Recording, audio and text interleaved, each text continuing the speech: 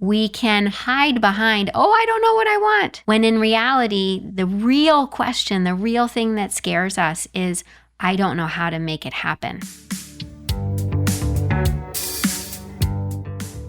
For those of you on YouTube, you may be wondering, where am I? And I am at Lost Office. This is our new location, both greenhouse headquarters and podcast studio. So you'll be seeing more of it. We have a lot of great spaces here that teams can rent to do deep work and offsites and leadership team building. Today, we're talking with Ashley Jablow again. She came on the podcast a little bit ago. And we had so much fun. We had multiple topics we needed to cover. Today, people say I'm stuck all the time in coaching and in the interactions we have. That is the most common phrase we hear, is I'm stuck. And what's interesting is a lot of the time, it's not that people don't know what to do. They say, I don't know what I want to do. And the reality is they do know what they want to do. The real stuck point is not the what, it's actually the how. When you start to dig beneath the surface, what you often find is the true place they're stuck is the overwhelm of, how do I do this? Is it possible? Like, how do I make it happen? Where do I even start? I'm busy and day-to-day life. Where do I get going here? And so it was interesting that Ashley and I realized we both have this same kind of sequence of events in coaching conversations often. And so we broke it down.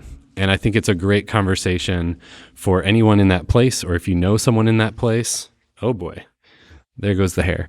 Then you could send this to them, and I'm sure it'll help in some way. A lot of times just hearing one piece of a story or of someone else's situation can give insight. So if you hadn't heard the last episode with Ashley, she is a coach and the founder of Wayfinders Collective. We became friends recently and have just had a lot of fun chatting about all things personality types and leadership and life design. She has a background at IDEO as well as working at the White House on a lot of big design challenges. So she has this kind of design thinking mind applied to designing our lives and the way that we work and the things that we want in our life. So I just love everything about it. We shared before, she has these cool watercolor, she's turning them into essentially kind of a deck of different watercolor pictures that have prompts and inspiration quotes and frameworks and kind of self-coaching ideas. And it's really cool. You can find what she's doing on Ashley Jablow on Instagram. And the link will be in the description. But I think she just has a lot of great thoughts and wisdom to share here, and it was a fun conversation. Ashley, welcome back to the podcast. Thank you so much for having me. I feel like that's just what you're supposed to say as a podcast Absolutely. host. And an expression of gratitude as we get started, for sure. The fun part is like we actually are just sitting here right after recording the last episode. You're not supposed to tell everybody that. I know. We like to reveal the secrets, really like be real and authentic. But we got so into some stuff last time, which is like one of my favorite topics. So I hope you want to come back on the podcast. Absolutely. Absolutely. But because of that, we never really got to fully introduce you and your current art project that I'm very excited about. Yeah. So can you just tell people what you're about? I know it's hard as being in the 30%. It's hard to know how to introduce what you do. Right? Yeah. No, it's not always easy to explain ourselves, especially if we feel like we don't fit in any specific box. Yeah. Absolutely. So, very briefly, my background is in design and design thinking, innovation. I tried for so many years to fit myself into a neat little box that would make sense. Mm-hmm. And truthfully, I was never successful in my kind of traditional corporate career. I always felt, I call it like buyer's remorse for job seekers. I always, within days, sometimes within hours of starting a new job, I felt like I didn't fit. Yeah. And truly, it wasn't actually until I got very unexpectedly laid off from actually what I thought was my dream job that I realized I had been given a gift of the opportunity to actually be honest about who I am and what lights me up, what fulfills me, and what does that mean for the work that I do. Yeah. I'd been working in data and technology, and truly, if I were asked to help a team design yet another data dashboard, I think I would have punched myself. Yeah. So actually, it was a huge gift to be able to stop and take stock and say, what am I all about? Who am I? And using my own innovation tools really on myself to understand who am I and what is the career that's going to integrate within a life that I love living. Yeah. So I started out, when I first got laid off, I started out freelancing. One thing led to a next, and I started my own business. I've been self-employed now for over 6 years. And my business is called Wayfinders Collective. Yeah. And So you didn't necessarily see that coming. You weren't necessarily setting out to do that. No. I love it. I love the stories of accidental entrepreneurship. Well, it absolutely was. I joke that in 2018, my intention was to prove the business model of Ashley. Will people actually pay me money to do something for them? Oh, remember the feeling of the first time someone paid you money? And then how do you cash the check? Yes. Oh my gosh. I remember mine was just I don't know, $20, but it was but they paid me $20 to do what I do. Yeah. I have a picture of myself holding that first check. Yes. And then being I don't have let's get a picture of that in the feed. Yes. So 2018 was proving the business model of Ashley. I joke that 2019, my brain caught up to my body. It was my body started a business, but then my brain switched on in 2019, and I realized, oh wait, I've actually started a business. What am I doing? Yes. And should I have a plan? And what kind of work do I want to do? Oh, you and my Ashley need to talk because she's been feeling that lately for the first time. It's hard. Yeah. It's hard to be there. Yeah. So 2019, my business started to take off. I was doing a ton of facilitation work with teams and organizations to help them clarify their vision, their values, their strategy. I love doing that work. Mm-hmm. And then March 2020, and I was literally leading a workshop the day that the WHO declared it a pandemic. And I remember thinking, I was in Houston. I remember thinking, am I going to be able to get home? And so flying from Houston to DC, where I lived at the time, within that 2-hour flight, my entire book of business for 2020 had been wiped out. I landed in DC and I literally had no business. And my husband was working for a local restaurant at the time. And so, he was in supply chain. So all he cared about in that moment was keeping his job. Right. Because it was suddenly our only income source. And my son was 7 at the time and navigating some new challenges with school and home. And then, of course, school just stopped. And so overnight for me, like it did for virtually everyone, nothing made sense anymore. Yeah. And in an attempt to try to make sense of my life, to try to hold on to any shred of this is who I am and this is what I'm all about, the only thing that I turned to, the only thing that made sense in that moment was to pick up my paintbrushes, which now I grew up in an artist's family. My mom is incredibly creative, but I never really held that identity for myself. I think because I felt like I was kind of in her shadow. Yeah. And so it didn't actually make sense to me. I felt instinctually pulled to, I want to get out my watercolors, but I didn't actually know what I was doing. And I stumbled on something on Instagram called the 100-Day Project, which is an invitation for creatives around the world to create some kind of art every day for 100 days. And again, I would never think of myself as an artist. Certainly at that point, I didn't see myself that way. But I decided to participate. And so it became a daily ritual of creating watercolors. And the only watercolors that seemed to make any sense at the time to me were a mashup of visuals, frameworks I learned from design thinking and innovation, coaching best practices and tools that I'd put in my toolkit as I trained as a coach, quotes that I found really inspiring, even just original visuals that I'd been kind of kicking around in my head. I put pen to paper, and then I put paint to paper, and I created what I've now come to call my watercolor project.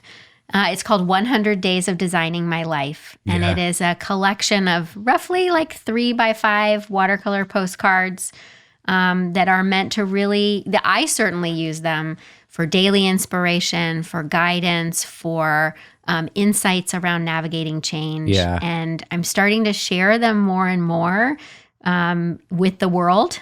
And that's my hope, that people can find that same kind of inspiration and insight for their own life. They're so cool. I'll put up mine. You made me. So is mine signature custom, or is it just one of the deck that's out there? I chose yours specifically for you. Okay, in between. No, I love the one you made for me, or that you gave to me. And I think that, okay, here's what was exciting to me. I don't think I told you this. I also found my way into design thinking about, what is it now? 10 years ago. I felt like that was always what I was meant for, in a sense. Like, how did I not find this earlier? Yeah. I loved that you worked at IDEO, because growing up, I kind of idolized them, but I didn't know about their process. Yeah. I just knew I liked inventing things. The way of the design thinking methodology for work that's kind of been, I mean, of course, it's been simplified to fit into more corporate workplaces, but that general approach just made natural sense to me. I always wanted to work in a collaborative, creative way. And so when I came across it, I was just, it like instantly made sense to me. And people are like, oh, you've been training in it for a while. It's like, no, this is always how I thought the workplace was going to be. Even in college, I was like, I pictured that's how people worked, was these like creative pods with ideas and then like building stuff. So it felt very at home and exciting. One of the things I learned and picked up through design thinking was how powerful it is to communicate with visuals, because we can all say words, but we interpret different things. Absolutely. We've talked on the podcast before about tricks to get on a whiteboard and just help the room create a visual understanding of what's being talked about, even if it's just words and boxes and arrows. I always loved like visual communication. And so when I saw some of this kind of stuff in the world of design thinking, I always thought, wow, wouldn't it be so cool if we could do that in the day-to-day? Like, I remember one time working with a visual scribe who would be in the room, have butcher paper covering the wall. Have you ever seen this? I have seen it. Yes, okay. It's so awesome. I worked with two of these people, John Block out of New York and Austin, who was actually at Capital One for a while.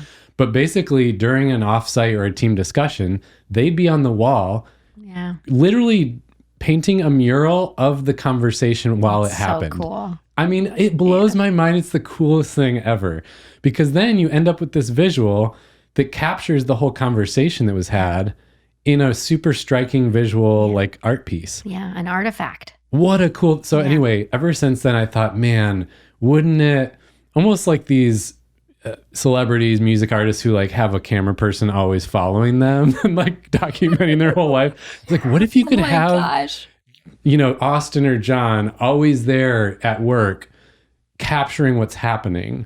I don't know. To me, that's the coolest thing ever. I totally am inspired by the thought of having a graphic note taker follow me around. Please. Like paparazzi.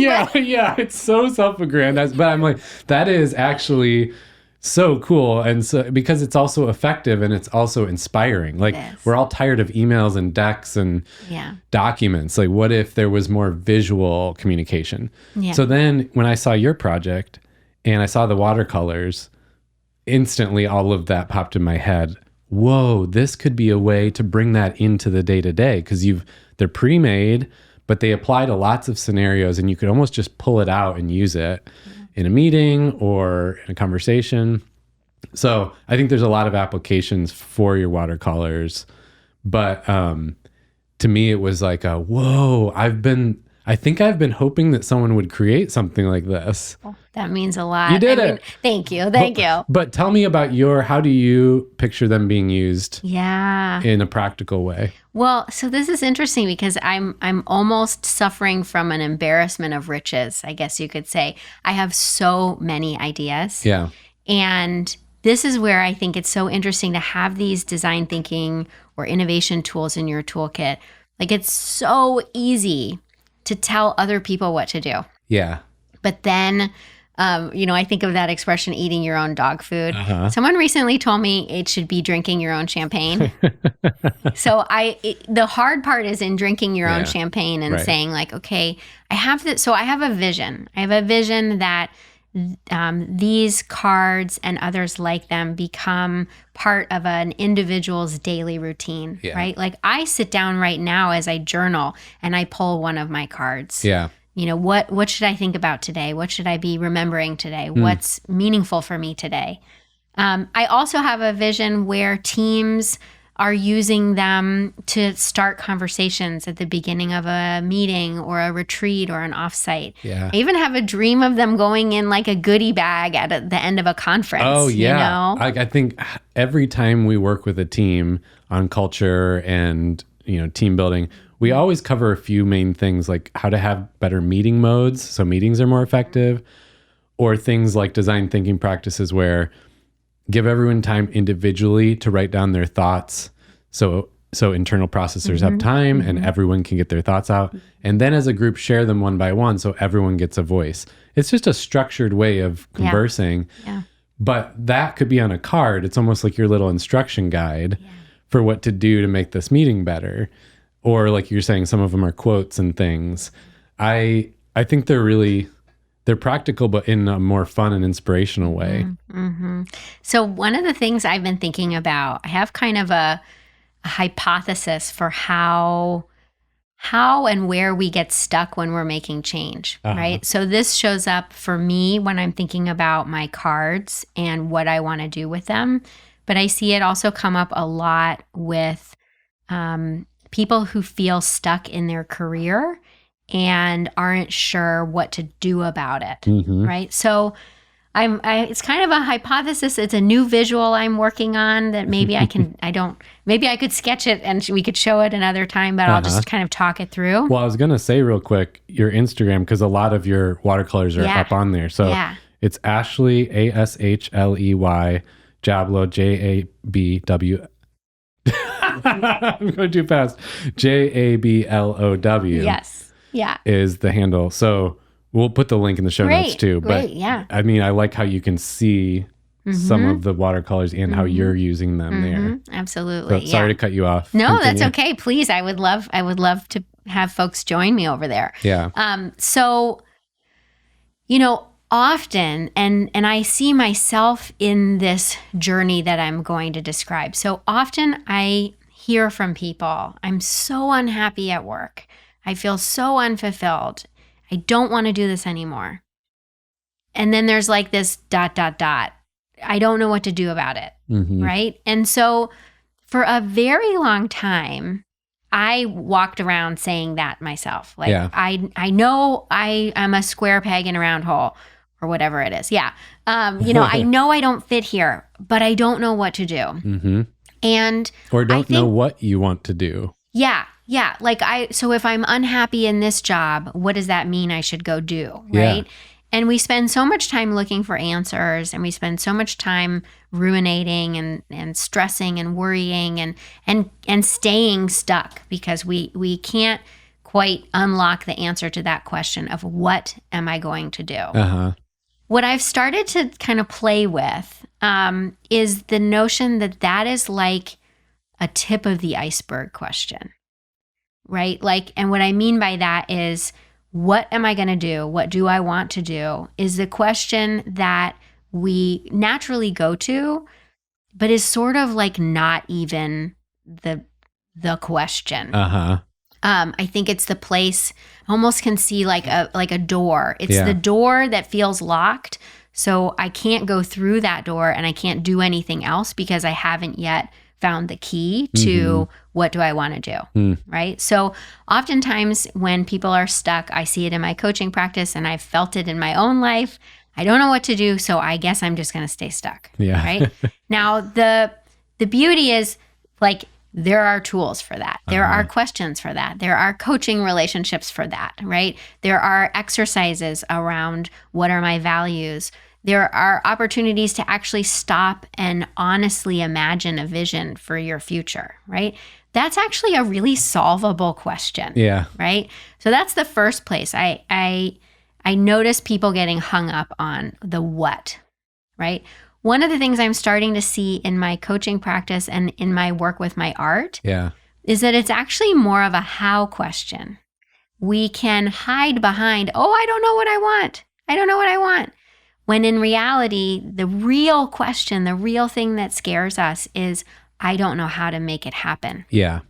And it's like the mechanics, the strategy, the tactics, the risk taking, the experimentation. That, it's funny. And the reason I say this, I had 3 coaching conversations in a week with people who came to me and said, I don't know what I want. I'm stuck. I don't know what I want. And then within 2 minutes of conversation, I want to start a social enterprise that supports women leaders in the workplace. Like, wait a minute, what? I thought you didn't know what you want to do. Right? That's very clear. It's actually that you don't know how to do that. Yes. Right? And so there's sort of another, I don't know if it's another door or another part of the iceberg or what, but it's like, how do I go about making the change? And throughout all of that, whether you're asking a what question or a how question, what's becoming more and more clear to me as I navigate what's going on with my art and what I want to do next and what my clients, encounter and work through is that there is an underlying foundation of how can I learn to trust myself and stay with myself as I navigate the answers to this question. Yeah. Right? Whether it's what do I want for my life? How do I learn how to tap into what's authentically true for me and stay with my answer and not abandon myself and not hide it, right? How do I learn to own what I actually want? And then also, how do I stay with myself and not abandon and learn to trust myself when I'm going through the messy mechanics of actually trying to reach for a dream that is so meaningful? Right. Because the reality is it might not be the right time to step into that thing. That doesn't mean you should abandon it though. Yeah. So then in the meantime, it gets really difficult to stick with it. Yeah. I've seen that with a lot of people. And I'm really fascinated. I think I agree with your whole notion. It's a new way of looking at it for me. Yeah. But you have me reflecting on the many people I've also coached around this question who probably about 99% of the time, most of the time, I have the same experience. Within the first 30 minutes of the first session, we've figured out what they want to do. Yeah. That's not the problem that was in there, that was inside, even if they weren't quite conscious of it yet. It was the permission slip to go for it. It was the, hey, this is realistic. You can go for this. It is doable. And then, like you said, the how to get there and the hard journey of taking the steps. Yeah. There are a few cases I've had where they didn't really know what they wanted to do. But I actually still think for those people, it was in there. It was just buried under so many layers. Yeah, absolutely. Absolutely. Of practicality or, messages from the world. So that's really interesting. Yeah. It's almost like a easier thing for us to say, I don't know what to do, what I want to do with my life. I think it is. And I do want to be clear. It's very possible that if you're asked the question, what do you want to do, that you might not know what the answer is. Like that's very possible. But I think you hit on it. It's not that the answer is somewhere outside of you and you just haven't grabbed it yet. It's that it's somewhere in you and the opportunity is to excavate that. It's to inspect that. Yeah. Even our last episode conversation, I mentioned, my fire pit thing as a kid. Like I knew I liked inventing stuff and I knew I liked conversations about life and purpose around the fire pit. It's just that neither of those, in my understanding of the world, were career paths. Yeah. So that's why I said for the next 20 years, I don't know what I want to be when I grow up. I totally knew even as a kid. That just wasn't necessarily like a clear option. Yeah. And then there's lighter versions of that where people are just like an inch away from their thing and they just don't quite know how to get there. Yeah. Yeah. Well, and I say this from the trenches right alongside anyone who's listening, because the vision that I'm holding for my art is that it becomes something that can be in anyone's hands, right? I really, truly want these tools and these pieces of inspiration to go out and spread like wildfire. And essentially, that also means for me, I want them to be part of a successful business, financially and otherwise, right? So at its core, I'm staking my claim that I can make money as an artist, right? Which is like one of the biggest, kind of contradictions that artists grapple with, is we're told we can't do this. Right. You have to hold attention, which is, well, it might be hard to make enough money or what you want to make with that. That might be true. That doesn't mean it's not an option altogether. Yeah. There might just be other things that unfold as you go along that path. It's like, well, I need to have these other two income sources as well. And I mean, how many times have we seen that as coaches where people do have to kind of get creative with their path, but we want to jump to extremes. Yeah. Yeah. Okay. So, oh gosh, I have so many questions about this. What else? What else? I guess I would just want to leave everyone with a note of inspiration. I think that this journey of what I call designing work that fits within a life that fulfills you, it's not a rip off the Band-Aid overnight success kind of thing, which is something that everyone says. We all know that. Yeah. And it is deeply uncomfortable to sit in that ambiguous space of, I know I'm moving in the right direction. I have no idea to tell. I know there's no way of telling if it really is the right direction, first of all. And how long is this going to take?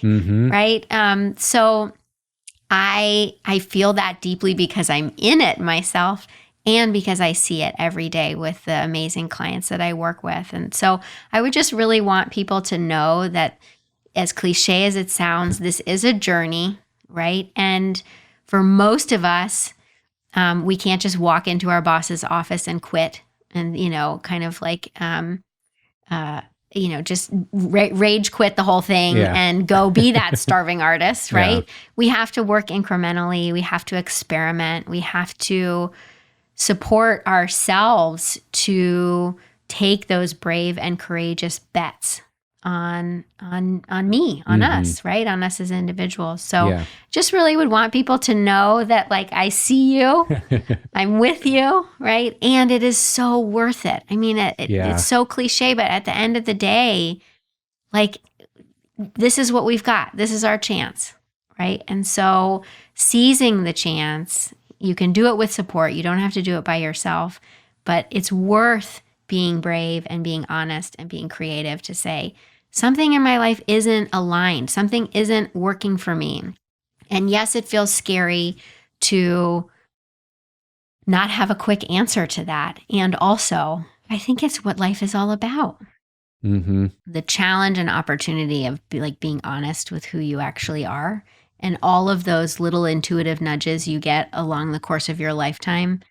When are you going to stop and pay attention to them? Right? We're so used to shoving it down and shutting it down. And, I need to fit in. I need to do what everybody else is doing. My path needs to look like everyone else's path. And when we do that, we shut out the intuitive knowing that we have about what's actually true for us. So one of my favorite kind of maybe provocations for someone who's feeling like, I have this hit of instinct that I'm meant to be doing something different and I don't know what it is, There's a really lovely author named Courtney Martin, and she's written a lot. She's written a couple of books, I think, but I always go back to a blog post that she wrote. I think you can find it online. And I think it's called "What Was Your First Question?" And her theory is that each of us is born inherently with one question we're always trying to answer. And that's not a question that's determined by our culture or our conditioning. That's true to who we are and what makes us tick. And it's the through line that you can go back in your life and look at to make sense of like, oh, that is who I really am. So if someone is faced with feeling like misaligned, like I'm stuck in my work and I'm not sure, how do I get back in touch with what makes me tick and what's actually true and honest and authentic for me? I would go back to Courtney's question and say, well, what was your first question? Okay, I'm not sure what to say after this conversation other than get a thought partner. If this is you, if this is resonating, get a coach, get somebody to help you think through this, because I think that's the problem is when we're stuck on the how, it's because we're operating only out of our own perspective on the situation. I almost said capability there, and that's not it. We have the capacity, we have the capability to do it. The problem is we're stuck on our own vision, our own view of how to get there and what's possible. And so something that happens with a thought partner, with a coach, is it opens your view up and it broadens your view to see the next steps and to see what's possible. I mean, I talk about this all the time, but I think the problem we're all in right now is we're still kind of coming out of this industrial age where the whole way that work is designed was for a factory system. And so, of course, you have a lot of people getting interested in entrepreneurship, people wanting to do their own thing, people wanting to do something more creative and feel like they're actually helping people, or that they get to the end of the day and they know what they accomplished, because that was always the way we were wired. I mean, think about people with small little businesses and trades way back in the day. This is always how we were meant to live and work, this integration where we have meaning and purpose in it. But we've lost our way because we've had this small blip in history with this thing called corporate America or corporate environment that stripped a lot of that out. And so we get confused. We think that that's the way it's supposed to be. A 9-to-5 with a salary and benefits and emails and meetings, that is what work is.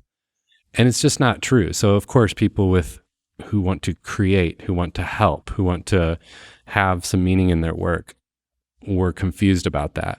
And so I think what that tells me is it is very much possible to step into whatever you want to do next and whatever would make your life more integrated as a whole. But we can go through the day-to-day and we're busy and we just assume that it's not possible. How could I get there? And so it's a kind of about the baby steps. It's about a vision for the future and the next step forward. And that action brings clarity and progress.